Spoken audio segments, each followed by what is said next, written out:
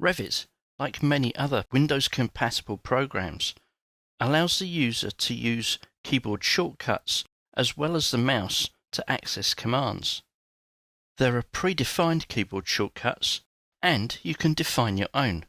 Let's go to the interface and take a look.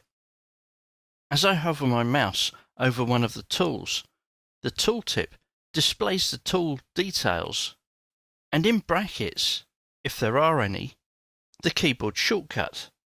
Here we can see for duct, the keyboard shortcut is DT. In the drawing area, if I use the keyboard shortcut DT, the duct tool is activated. There's no need to press the spacebar or the enter key. If you're unsure of what the keyboard shortcuts are, press the Alt tab on the keyboard. This displays graphically a set of keyboard shortcuts that we can use. So I can type S to access the Systems tab, and then type in FD to access the Flexible Duct tool.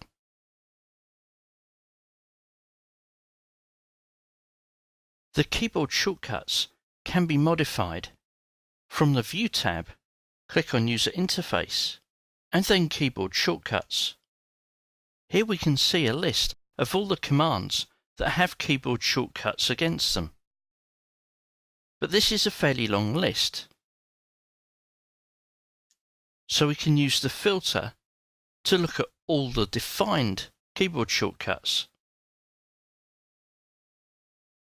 In some places, there are 2 keyboard shortcuts for one command. We can search for a command name. Here we can see object styles. I want to create a new keyboard shortcut.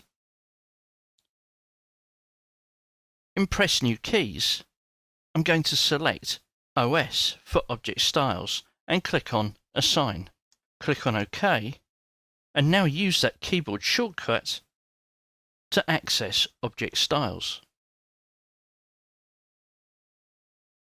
You can define the same keyboard shortcut for more than one command.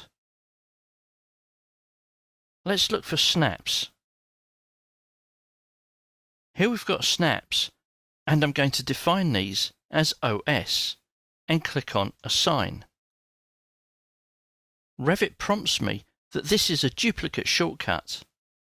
Duplicates are allowed, however. The arrow keys on your keyboard will cycle through matches, and they will be displayed in the status bar, and the space bar will then execute them. Let's see how that works. I'll click on OK. We can see that Snaps now has the keyboard shortcut OS.